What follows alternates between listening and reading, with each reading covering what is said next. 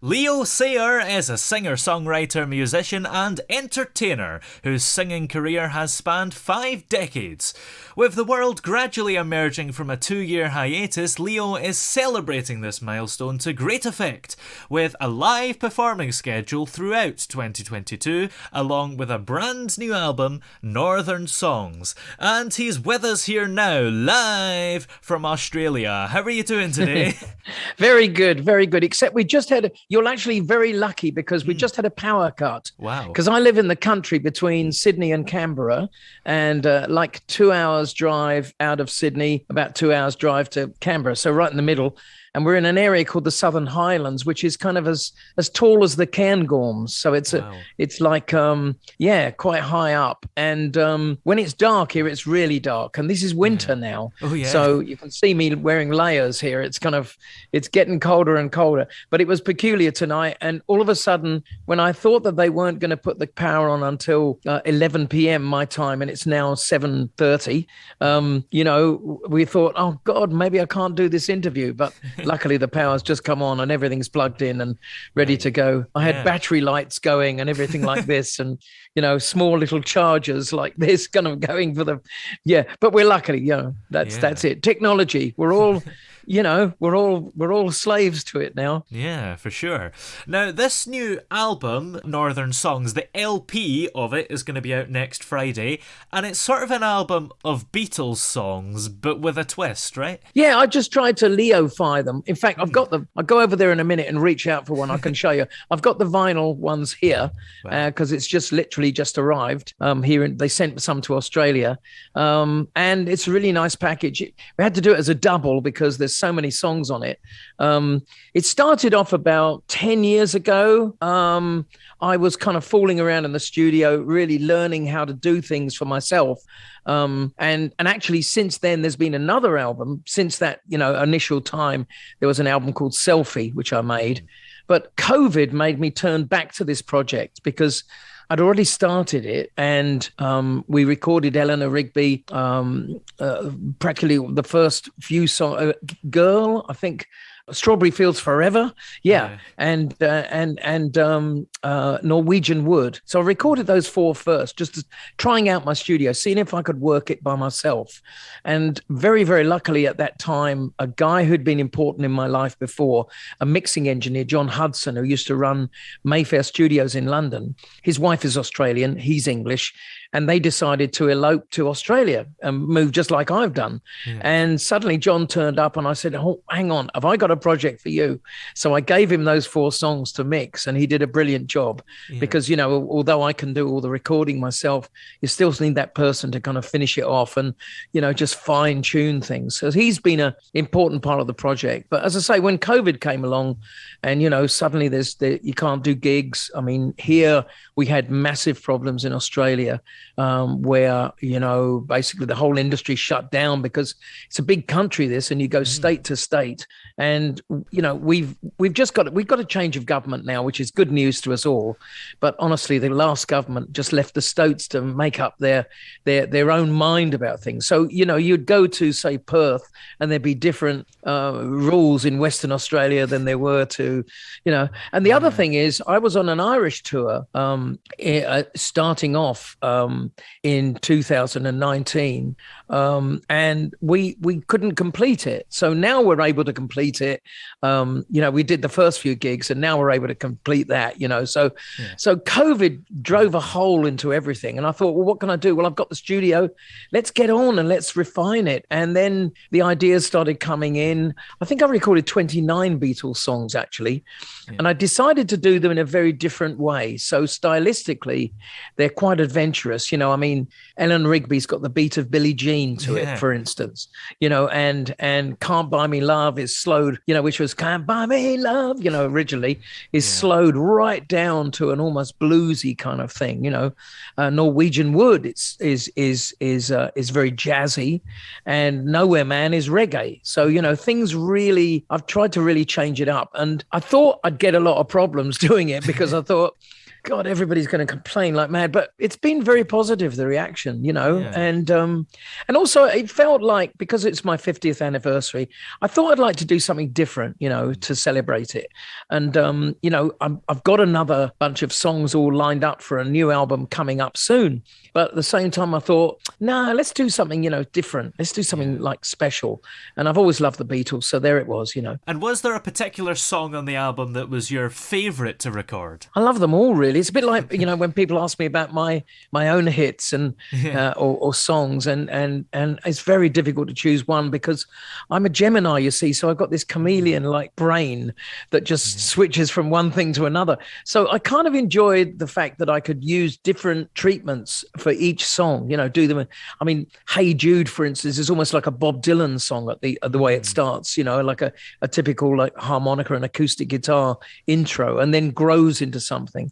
And I don't think I've got a favorite, actually. I mean, some songs have turned out even better than I thought they would. So they become highlights. Like, I mean, I'm really happy with my version of Strawberry Fields Forever because it kind of grooves along. And I really like A Day in the Life as well. Was quite adventurous to kind of change that. But that worked out pretty good as well, So it's been a case of I've been as surprised as anybody else has. And the funny thing is, while making it, I mean, I've played it to a few friends and friends of mine in the business here, and they've mostly been kind of, first they go, what's that? What? And they can't believe it. And a lot of people don't even recognize it's me at the start, but it's been very interesting. I've had people compelling me to put it out. So they said, you've got to finish this. Because as I say, it started just as an experiment. And I thought, well, I'm just making this for me, for a bit of fun, to learn to do the studio, to use the studio by myself. And it turned out to be more. Yeah.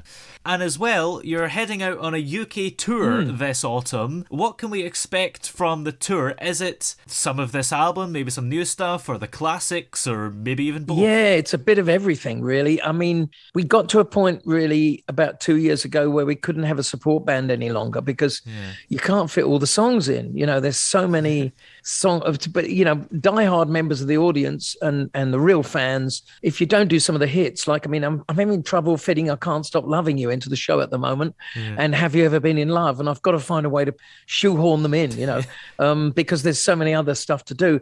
I think we're going to rehearse up about 3 or 4 of the Beatles songs for it. And, I always used to do Let It Be on the show before anyway. So we'll have those, and I think we'll have to kind of, like, say we're playing in one place, say we're playing in Liverpool, we can put in song for Liverpool that won't be in the show for Manchester. So we'll have to kind of mess it around like that. It will be interesting. But it's a challenge to get everything in and have all the favorites in there. So as I say, it becomes like an almost 2-hour show every night. And how excited are you to get back out on the road? Oh, it's great. I mean, I did a little charity gig this weekend. We have a thing called Support Act out here. So I flew over to Adelaide, where there was a bunch of Australian acts on the bill as well, good friends, and a great band. And I was singing 4 songs on that. And oh boy, it was just so great to be working again. For all the time that I've been sitting here thinking, do I really want to go back to work? It's kind of comfortable here at home. I've got my studio. I could just quite honestly give it all up and just stay here. But coming back to it, as I say, this weekend was fantastic. Singing again was so great.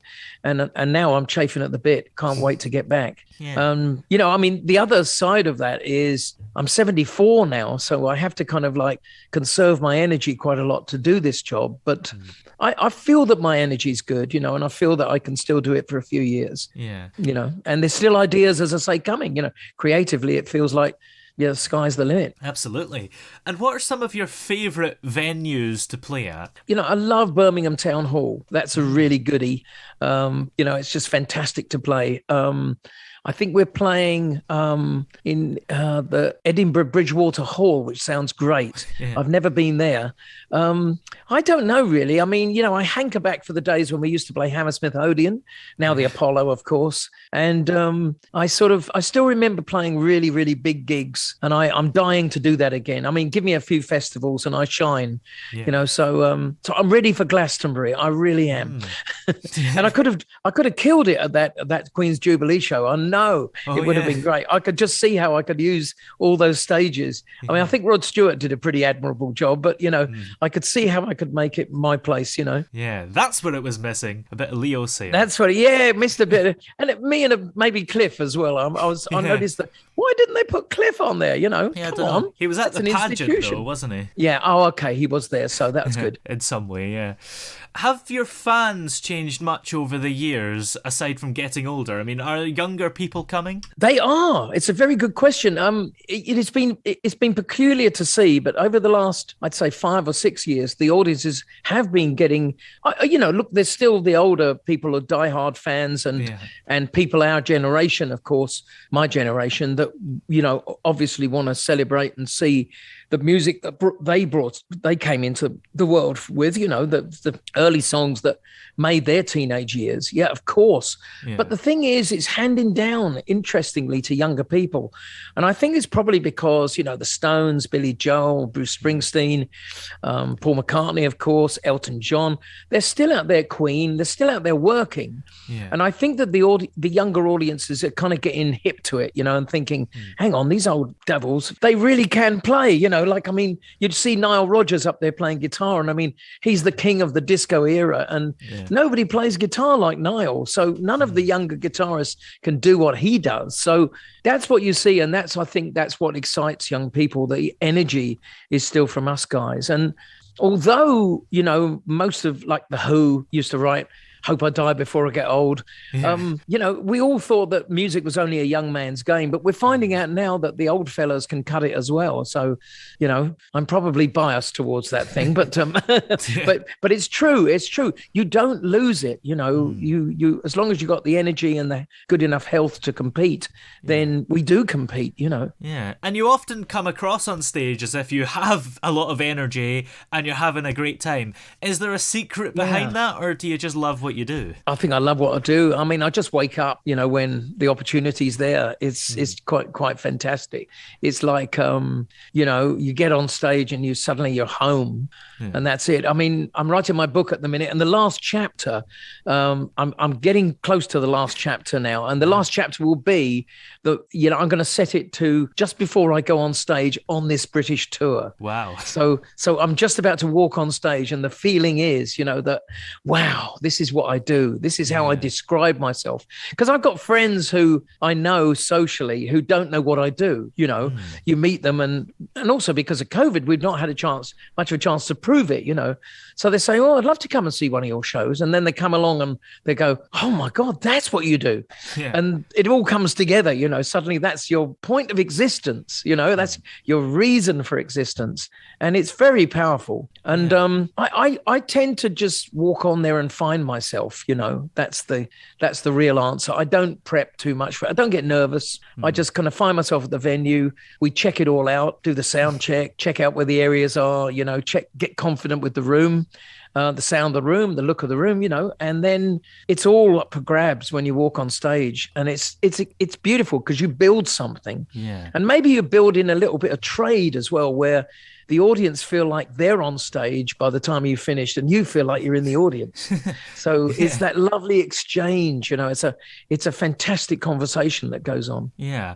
And let's have a look at a few locations here. It starts in Chatham on the 22nd of September, then Worthing, London, Milton Keynes, Guildford, Scunthorpe, Whitley Bay, York, Holmfirth, Buxton, Bradford, Perth, Edinburgh, Aberdeen, Newark, Eastleigh, Basingstoke, Shanklin, Southend-on-Sea, Bury St Edmunds, Wimborne, Yeovil, Weston-super-Mare, Manchester, Shrewsbury, Swindon, Glasgow and Liverpool. I don't think we miss anything out. I think that's basically everywhere, isn't it? There's no excuse not to come. I don't think so. There's already, look, there's always people who write on Facebook, "Why aren't you coming to, why aren't you coming to Portsmouth?" Well, Southampton's just down the road, and I would have loved to have played Brighton, because basically even more than Worthing, Worthing, because I come from Sussex, originally Shoreham-by-Sea, a town in between those two cities. And I would have loved to have played Brighton, but there's no venues apparently, there, so that are perfect. So we end up playing Worthing yet again. So there's always a bit of compromise with venues. That's what I'm trying to say. Yeah. You end up with a few places that you go, oh no, not that one again. I would have liked to have played. But that's life. You just get it. It happens. And I think that over the last few years, the British tours that I've done, we have managed to kind of like play everywhere. It's fun to know that we're going to Aberdeen this time. And it's nice to. We haven't been able to announce it yet. Hush, hush. But the first gig actually won't be Chatham. The first gig will be in Truro, but they won't let us announce it yet. They've got some funny rule that it has to be announced in a month's time or so. So anyway, tip off to the listeners. You can see us there, the viewers. And just before that, I'm doing the rest of this Irish tour that was postponed as well. So we've got like 4 or 5 dates in Ireland, which will be great. So Belfast and Cork and Dublin included. Yeah. Are you doing one date in Belgium as well, kind of in between? We are, yeah. We're doing a weird one in Ostend that promoter has kind of offered to us, and one in Spain as well. Oh, nice. Yeah, we're going to Spain. So I think it's in Marbella or somewhere like that for all the expats. I've been out there before, and that's a lot of fun because these people come out of the woodwork and they know all your songs. They sing along. It's just great, And you can probably tell that I want to ask you got the Muppets about up there, a particular highlight in your career back in 1978. What was it like to be on the Muppet Show? Well, I'd worked on Sesame Street originally, which was the godfather of the Muppets, and Jim Henson, used to do that, and he and his mate were the voices of Bert and Ernie and all those people, and Grover and Kermit the Frog, of course. And so I'd worked with Jim before, and I knew the whole kind of concept, and I loved the concept. That was when I was in America, and I walked into their studio in Philadelphia, and they said, "Right, you're on." That was it. I was just included in a show straight off. Only I was just visiting as a fan, and that's what it became. So when they moved to London and started doing the Muppets with Lord Grade at ATV Studios with this, everybody thought, is this going to work or not? I already knew them. So, I was down there from day one, and they were trying to put me on the show immediately. I don't think I made the first series because they wanted some bigger names, and that's cool, But I was around there watching in the background while Julie Andrews and people like Vincent Price were on, and you might have even seen me in the back dressed as a Muppet or something with the hair, But we eventually, got round to doing it. And then I did a Julie Andrews show with them for American TV. And that was funny. Julie Andrews and the Muppets and me. And then I think we did a few other things. I was on the Johnny Carson show, duetting with Miss Piggy when Kermit the Frog was hosting. So we had a kind of, with Jim, who I miss very much. We used to drive around in his Kermit green coloured Lotus Elan, which was really good fun. But I miss Jim, and I knew them very well. They were part of my family as well. Yeah. And is it true that you were the last person to speak to Elvis? It is. It is something that I didn't believe myself when it actually happened, because I'd fallen off stage. This was 1977, and I fell a humongous fall, about 25 feet onto concrete.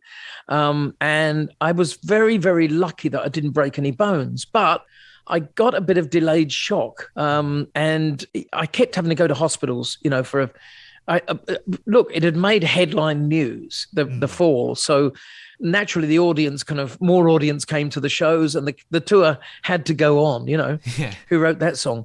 And so I had to keep doing this tour, because the business is going like crazy.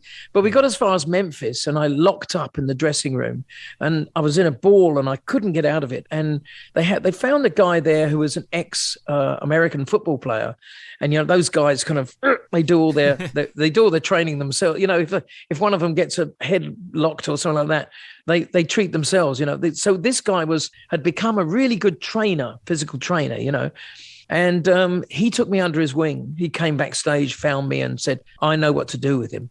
And he took me away to his little place in Huntsville, which is about 80 miles away from Memphis. And we started working on me. And I said, what are you doing here? And he said, well, I work for a big guy in town, and I can't tell you who it is, sworn to secrecy. And then I had one more day to go there with him, and before he was going to put me on the plane back to LA, completely cured, fixed, and great therapy sessions. I was really back to absolute normal. And so I would carry on the tour when we got back to LA and all that sort of stuff. But he said to me, look, I've got a phone call for you. And he put me on the phone onto me. And it was in the evening, and I had got this voice on the other end of the phone. This is Elvis Aaron Presley, and you make me feel like dancing. I'm going, what? It was, and I looked over at Michael, this guy, and he just nodded his head. Yeah, that's my boss. And I went, oh my God, Elvis. I said, do you realize how much a big fan? He said, well, do you know what a fan I am of you? I've been playing your records all week, and it's just great. You're making me so happy, and I love the songs. And Michael says, you're a great guy. I said, look, I'm going to ask you. He said, you don't have to be working yet. I've seen your schedule. And he said, would you like to come and hang out with me for a week? He said, maybe we can make some music. Maybe we can just hang out, talk. And he said, share some time together. He said, I'd be honored. What do you think? And I said, try and stop me, So here's the thing. The next morning, I had this radio cassette machine, which was a radio cassette recorder in those days. It was a Sony, and it was ahead of its time, And I used to record the radio, listening to gospel and country and blues radio as you got it in the deep South down there. I've got all these tapes still today, the cassettes that I recorded. And that morning I was recording something on the radio while I was waiting for Michael to get all the stuff together. I'd packed my suitcase really early, and we were ready to go to Graceland, and we would nobody would know. The press wouldn't know. Nobody would know. We'd just sneak in there, and I'd spend a week with Elvis. It was fantastic, But then as I was listening to the radio, clicking the dial, got to the news, and they said the singer Elvis Presley has been brought dead on arrival to Memphis Baptist State Hospital. And I've still got that recording. Michael rushes into the room because he was listening to the radio from the kitchen. And he says, oh my God, I've got to be back with the family. He's making a phone call. He's got to go. He's got to go to Graceland. He throws me the keys, lock up, and leaves them, in the flatbed of the truck outside, or somewhere. And just get a cab to the airport. And that's what I did. And for years, I couldn't tell that story because nobody would bloody believe you, would they? No. I'm the last person to talk. Why would Elvis want to speak to Leo Sayer, And his fans are so kind of diehard. They protect him, and I thought I'm going to get hell for this. And so I didn't tell anybody. I just a couple of people close to me, and I almost didn't believe it. But then a few years later, the producer, David Foster, who produced Celine Dion and all these amazing records, he came over to London with his girlfriend and requested to meet me. And I thought, well, this is nice. I mean, maybe he wants to produce me, So yeah, I'll go with that. But I went to dinner with David, and with him was Ginger Aldrin, who was Elvis's girlfriend at that final time when they were when he died. She was the one who went to the bathroom and discovered him dead, and she hated planes. She hated flying. But she said, I had to come over with David to tell you how excited Elvis was to meet you. I've been holding this up for years, she said, and I'm stupid. I should have let you know earlier, but I'm telling you now. And I took this opportunity because David was coming to London for a meeting. I thought I'd join him because maybe we could find Leo, and David's publisher, of course, knew me. So there we were. And she told me the whole story. And she said, Elvis, the last words that Elvis spoke as he went to bed were, I'm seeing Leo tomorrow. So I mean, my God. So then I could tell the story. And I think I went on Lorraine TV and told the story. And there were still like 500 or so Elvis fans who said, no, he's lying, made it up. So, I mean, what can you do, Yeah. But he was incredible on the phone, amazing. And I know that we really would have hit it off great. Yeah. Who knows? There might have been a Leo and Elvis album. Yeah. My life might have changed at that moment. We maybe have gone on tour together. Who knows? things. Yeah. It's strange that some of the fans didn't want to accept that. It's not as if it's defamatory. No, not at all. Not at all. But I think obviously there are people think that there's a sort of class structure sometimes in music. If Bruce Springsteen had gone down there, that would be okay, but who's Leo Sayer?